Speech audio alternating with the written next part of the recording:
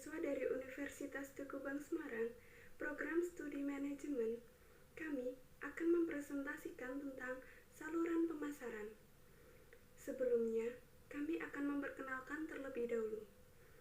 Yang pertama, Puspita Sari, yang kedua, Adinda Putri Hermansyah, yang ketiga, Fadil Subandrio, yang keempat, Sagita Fitriyantina, dan yang kelima, Putri Rizky Maulidia. Nah, kali ini kita mau belajar bersama tentang apa saluran pemasaran. Saluran pemasaran merupakan sebuah kelompok organisasi yang saling bergantung dan terlibat dalam proses pembuatan produk atau jasa yang disediakan untuk dapat dikonsumsi dan digunakan oleh masyarakat. Kemudian, saluran pemasaran juga memiliki fungsi, yaitu menggerakkan barang dari produsen ke konsumen. Selanjutnya, di saluran pemasaran ada dua mitra rantai pemasok atau supply chain partners. Yang pertama yaitu adanya upstream partners, di mana yang dimaksud di sini adalah mitra hulu, yaitu jadi partner yang tidak bertemu langsung kepada customer, seperti supplier. Jadi supplier ini sudah menjalin hubungan relasi dengan perusahaan yang memproduksi produk atau jasa itu. Kemudian ada downstream partners atau mitra hilir, yaitu merupakan suatu perusahaan atau manufaktur yang langsung berhubungan dengan customer langsung yang menggunakan produk atau jasa tersebut. Selanjutnya ada sistem saluran pemasaran, yaitu sekelompok saluran pemasaran tertentu yang digunakan oleh sebuah perusahaan. Dan keputusan tentang sistem saluran pemasaran ini merupakan salah satu keputusan terpenting yang dihadapi dalam sebuah manajemen. Dalam saluran pemasaran ada dua strategi. Yang pertama strategi dorong, yaitu menggunakan tenaga penjualan, mempromosikan, dan menjual produk ke pengguna terakhir. Kemudian ada strategi tarik, yaitu produsen menggunakan iklan, promosi, dan bentuk komunikasi lain untuk meyakinkan konsumen agar meminta produk dari perantara, sehingga adanya mendorong perantara memesan produk tersebut. Kemudian di saluran pemasaran juga ada saluran hybrid atau hybrid channel, di mana di sini yang dimaksud yaitu melipat gandakan jumlah dalam kunjungan ke pasar di berbagai wilayah di pasar yang ada. Kemudian, ada beberapa harapan dari pelanggan untuk adanya integrasi saluran yang ditentukan oleh karakter yang disesuaikan dengan kebutuhan pelanggan. Yang pertama yaitu adanya kemampuan untuk memesan produk secara online dan memilihnya di lokasi eceran itu yang nyaman. Karena pada zaman sekarang kan pemesanan pembelanjaan secara online itu lebih mudah dan juga lebih murah. Kemudian yang kedua, kemampuan untuk mengembalikan produk yang dipesan secara online ke toko pengecer terdekat. Selain untuk memudahkan, juga kita lebih mudah juga untuk mengaksesnya. Ketika kita ingin mengembalikan barang, kita dapat mengkonfirmasi barang itu dengan mudah dan cepat. Kemudian yang ketiga, hak untuk menerima tawaran diskon dan promosi berdasarkan total pembelian yang dilakukan secara online atau offline, baik di toko ataupun yang dilakukan secara pembelanjaan online, tetap mendapatkan tawaran diskon atau promosi yang sama. Itu yang diharapkan oleh pelanggan dalam strategi saluran pemasaran. Di dalam saluran pemasaran juga ada jaringan nilai atau the value delivery network. Yang dimaksud di sini yaitu terdiri dari berbagai pihak yang terlibat dalam produksi, distribusi, pemasaran, dan layanan pelanggan. Selain itu, mereka juga mencakup perusahaan, pemasok, distributor, dan pelanggan yang mana bermitra satu sama lain untuk meningkatkan kinerja seluruh sistem. Kemudian dalam tingkatan saluran pemasaran itu ada beberapa tingkat dalam alirannya. Yang pertama yaitu aliran fisik, aliran hak milik, ada aliran pembayaran, ada aliran informasi, dan yang terakhir adalah aliran promosi. Selanjutnya bisa dilanjutkan. Halo, perkenalkan nama saya Dinda Putri Hermansyah. Saya ingin menjelaskan perilaku dan organisasi saluran. Untuk saluran pemasaran sendiri terdiri dari beberapa perusahaan yang bermitra untuk kebaikan bersama mereka. Masing-masing anggota saluran bergantung pada anggota lain. Misalnya, dealer Ford bergantung pada Ford untuk merancang mobil yang memenuhi kebutuhan konsumen. Pada gilirannya, Ford bergantung pada penyalur untuk menarik konsumen, membujuk mereka untuk membeli mobil Ford, dan memperbaiki modal dalam layanan purna jual.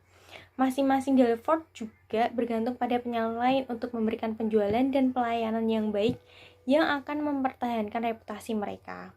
Sebenarnya, keberhasilan dealer Ford secara individu bergantung pada seberapa hak keseluruhan pemasaran Ford bersaing dengan saluran produsen otomotif lain. Untuk yang kedua ada konflik saluran. Konflik saluran sendiri yaitu ketidaksepakatan antara anggota saluran pemasaran tentang tujuan dan peran siapa yang harus melakukan apa dan mendapatkan apa. Konflik saluran sendiri terbagi menjadi dua, yaitu horizontal dan vertikal. Untuk konflik horizontal sendiri terjadi antar perusahaan pada tingkat saluran yang sama. Misalnya, beberapa dealer Ford di Chicago mungkin mengajukan keluhan kepada dealer lain di kota tersebut karena mencuri penjualan dari mereka yang menetapkan harga terlalu rendah atau dengan beriklan di luar wilayah tugas mereka. Atau Teralawabah Holiday Inn mungkin mengeluh tentang operator Holiday Inn yang mengenakan harga terlalu tinggi kepada tamu atau memberikan pelayanan yang buruk, melukai keseluruhan citra Holiday Inn. Yang kedua, ada konflik vertikal. Konflik vertikal antar berbagai tingkat saluran yang sama, bahkan jauh lebih umum. Misalnya, Goodyear menciptakan sakit hati dan konflik dengan saluran dealer independen, utamanya ketika Goodyear mulai menjual melalui pengecer barang massal. Atau Revlon juga mengalami konflik serius dengan saluran department store-nya ketika melakukan kerjasama dengan pedagang massal. Selanjutnya ada sistem distribusi yang dibagi menjadi tiga. Yang pertama, saluran pemasaran vertikal. Saluran pemasaran vertikal yaitu struktur saluran distribusi di mana produsen, pedagang grosir, dan pengecer bertindak secara sistem terpadu. Satu anggota saluran memiliki saluran lain, mempunyai kontrak dengan mereka atau mempunyai kekuatan yang begitu besar sehingga mereka semua bekerja sama. Sistem pemasaran vertikal sendiri dibagi menjadi tiga. Yang pertama ada sistem pemasaran vertikal korporasi, yaitu sistem pemasaran vertikal yang mengkombinasi tiap produksi dan distribusi sukesif di bawah kepemilikan tunggal atau kepemilikan saluran ditetapkan melalui kepemilikan bersama. Yang kedua ada sistem pemasaran vertikal kontraktual, yaitu sistem pemasaran vertikal di mana perusahaan independen pada tingkat produksi dan distribusi berbeda bergabung bersama melalui kontrak untuk memperoleh dampak yang lebih ekonomis atau penjualan yang lebih besar daripada yang mereka dapat secara sendirian. Yang ketiga ada sistem pemasaran vertikal teradministrasi, yaitu sistem pemasaran vertikal yang mengkoordinasikan tahap produksi dan distribusi sukesif tidak melalui kepemilikan umum atau ikatan kontraktual, tetapi melalui ukuran dan kekuatan salah satu pihaknya. Selanjutnya, saluran distribusi yang kedua adalah sistem pemasaran horizontal, yaitu pengaturan saluran di mana dua atau lebih perusahaan dalam satu tingkatan bergabung bersama untuk meraih peluang pemasaran baru. Yang ketiga ada sistem distribusi multi saluran, adalah sistem distribusi di mana sebuah perusahaan menetapkan dua atau lebih saluran pemasaran untuk menjangkau satu atau bahkan lebih segmen pelanggan atau yang sering disebut saluran pemasaran hibrida. Sistem distribusi multisaluran menawarkan banyak keuntungan bagi perusahaan yang menghadapi pasar yang besar atau kompleks. Dengan masing-masing saluran baru, perusahaan memperluas cakupan penjualan dan pasarnya serta meraih peluang untuk menghantarkan produk dan jasanya untuk memenuhi kebutuhan khusus beragam segmen kebutuhan pelanggan. Yang terakhir ada mengubah organisasi saluran. Perubahan teknologi dan pertumbuhan eksplosif pemasaran langsung dan pemasaran online mempunyai pengaruh besar pada sifat dan desain saluran pemasaran. Salah satu tren utama sekarang yaitu disintermediasi atau pemotongan perantara saluran pemasaran oleh produsen produk atau jasa atau penggantian penjual perantara tradisional oleh perantara baru secara radikal. Untuk disintermediasi menghadirkan masalah dan peluang bagi produsen dan perantara. Mengembangkan saluran baru ini sering membawa mereka ke persaingan langsung dengan saluran mereka yang sudah ada sebelumnya, menimbulkan konflik. Untuk menghilangkan masalah sendiri, perusahaan sering mencari cara untuk membuat saluran langsung mempunyai nilai tambah bagi seluruh salurannya. Terima kasih, bisa dilanjutkan dengan teman saya. Hari ini saya akan menjelaskan tentang merancang sistem saluran. Yang pertama, membutuhkan menganalisa kebutuhan konsumen, mencari tahu apa yang pelanggan mau dari saluran tersebut. Yang kedua, menetapkan tujuan saluran, terdiri dari tingkat layanan pelanggan yang ditargetkan, segmen apa yang harus dilayani. Ketiga, saluran terbaik untuk dilakukan. Keempat, meminimalkan biaya untuk memenuhi kebutuhan layanan pelanggan. Tujuan dipengaruhi oleh yang pertama, sifat perusahaan, perantara pemasaran, pesaing, dan yang terakhir lingkungan. Yang ketiga, mengidentifikasi saluran utama. Terdiri dari yang pertama, jenis perantara, mengacu pada saluran anggota yang tersedia untuk melaksanakan pekerjaan seperti tenaga penjualan, perusahaan, agen produsen, dan distribusi industri. Yang kedua, jumlah perantara. Ada 3 strategi. Yang pertama, distribusi insentif, strategi untuk menyimpan produk di outlet sebanyak mungkin. Yang kedua, distribusi eksklusif, strategi dengan hanya menyebarkan barang kelas atas kepada sejumlah outlet terbatas. Yang ketiga, distribusi selektif, strategi dengan membatasi jumlah gerai di suatu area. Dan yang terakhir, dari mengidentifikasi saluran utama, yaitu tanggung jawab setiap anggota saluran. Produsen dan perantara perlu menyepakati kebijakan harga, syarat penjualan, hak teritorial, lainnya yang diberikan oleh masing-masing pihak. Yang terakhir, evaluasi. Setiap alternatif harus dievaluasi terhadap yang pertama, kriteria ekonomi, membandingkan kemungkinan biaya penjualan dan profitabilitas dari anggota saluran yang berbeda. Yang kedua, kontrol, mengacu pada kontrol anggota saluran atas pemasaran produk. Yang ketiga, kriteria adaptif, mengacu pada kemampuan untuk tetap fleksibel untuk beradaptasi dengan perubahan lingkungan. Selanjutnya, keputusan manajemen saluran. Manajemen saluran melibatkan yang pertama, memilih anggota saluran. Kedua, mengelola anggota saluran.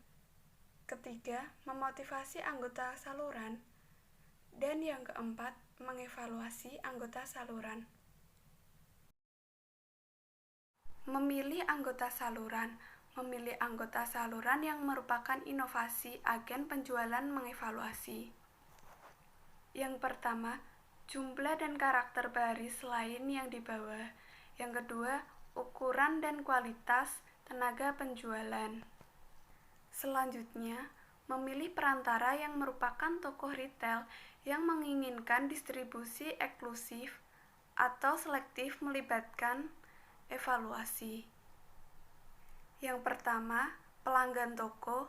Kedua, lokasi. Ketiga, potensi pertumbuhan. Mengelola dan memotivasi anggota. Partner relationship management dan supply chain management digunakan untuk menjalin kemitraan jangka panjang dengan anggota saluran dan untuk merekrut, melatih, mengatur, mengelola, memotivasi, dan mengevaluasi anggota saluran.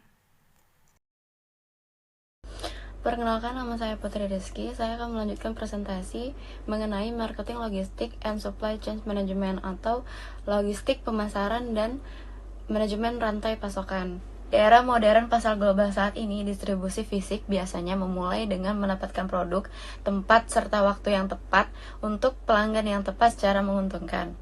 Berikut saya akan membahas beberapa hal tentang logistik pemasaran dan manajemen rantai pasokan. Materi yang akan saya bahas dari logistik pemasaran adalah yang pertama, sifat dan pentingnya manajemen logistik dalam rantai pasokan. Yang kedua, tujuan dari sistem logistik. Yang ketiga, rantai pasokan berkelanjutan. Yang keempat, fungsi logistik utama. Dan yang terakhir, perlunya manajemen rantai pasokan terintegrasi. Apa itu logistik pemasaran? Logistik pemasaran biasanya disebut distribusi fisik yang melibatkan perencanaan, pelaksanaan, dan pengendalian arus fisik, barang, jasa, dan informasi terkait dari titik asal ke titik konsumsi untuk memenuhi kebutuhan konsumen dengan keuntungan. Logistik pemasaran meliputi distribusi keluar, distribusi masuk, dan distribusi terbalik. Selanjutnya adalah apa itu manajemen rantai pasokan? Manajemen rantai pasokan adalah proses pengelolaan arus nilai tambah hulu dan hilir dari bahan, barang jadi, dan informasi terkait antara pemasok, perusahaan, pengecer, dan konsumen. Pentingnya manajemen logistik dalam rantai pasokan. Yang pertama, keunggulan kompetitif dengan memberikan layanan yang baik kepada pelanggan dengan harga yang lebih rendah. Yang kedua, penghematan biaya bagi perusahaan dan pelanggannya. Yang ketiga, keragaman produk membutuhkan logistik yang lebih baik. Yang keempat, teknologi informasi telah menciptakan peluang untuk efisiensi distribusi. Tujuan dari sistem logistik atau goals of the logistic system untuk memberikan tingkat layanan pelanggan yang ditargetkan dengan biaya terendah dengan tujuan untuk memaksimalkan keuntungan, bukan penjualan. Tujuan logistik pemasaran harus menyediakan tingkat layanan pelanggan yang ditargetkan dengan biaya paling rendah. Sebuah perusahaan harus terlebih dahulu meneliti pentingnya berbagai distribusi layanan kepada pelanggan dan kemudian menetapkan tingkat layanan yang diinginkan untuk setiap segmen. Tujuannya adalah untuk memaksimalkan keuntungan, bukan penjualan. Oleh karena itu, perusahaan harus mempertimbangkan manfaat dari penyediaan tingkat layanan yang lebih tinggi terhadap biaya. Selanjutnya adalah rantai pasokan berkelanjutan atau sustainable supply chains. Bangan dari kajian manajemen rantai pasok dengan menggabungkannya dengan konsep berkelanjut juga menjadi salah satu tren riset dalam bidang rantai pasok. Fungsi logistik utama atau major logistic function.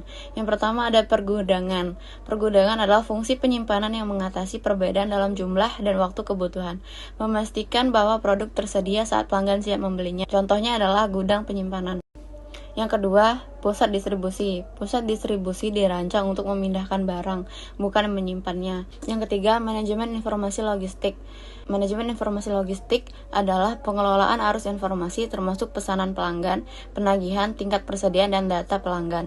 Contohnya adalah electronic data interchange atau pertukaran data elektronik. Yang kedua, vendor manage inventory atau inventaris yang dikelola vendor. Keempat, sistem logistik tepat waktu. Yang terakhir, perangkat identifikasi frekuensi radio. Keempat, manajemen persediaan.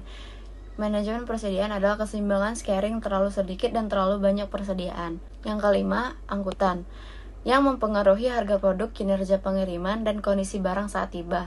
Contohnya adalah truk, kereta api, air, udara, dan pipa. Selanjutnya, manajemen logistik terintegrasi atau integrated logistic management. Manajemen logistik terintegrasi ini adalah pengakuan bahwa menyediakan layanan pelanggan dan memangkas biaya distribusi memerlukan kerja tim secara internal dan eksternal. Meliputi, yang pertama, kerja tim lintas fungsi di dalam perusahaan, yang mengacu pada hubungan antar departemen yang berbeda dalam perusahaan untuk mencapai tujuan manajemen rantai pasokan terintegrasi. Yang kedua, membangun hubungan mitra, mengacu pada pemahaman bahwa distribusi satu perusahaan adalah sistem pasokan perusahaan lain. Yang ketiga, logistik pihak ketiga, menyediakan fungsi logistik dengan lebih efisien, menyediakan fungsi logistik dengan biaya lebih rendah, memungkinkan perusahaan untuk fokus pada bisnis intinya dan lebih berpengetahuan tentang logistik yang kompleks. Baiklah, itu saja yang dapat saya sampaikan dan saya uraikan. Lebih dan kurangnya saya mohon maaf. Selanjutnya akan saya kembalikan kepada moderator. Terima kasih. Terima kasih atas perhatiannya. Mohon maaf bila ada kekurangan. Wassalamualaikum warahmatullahi wabarakatuh.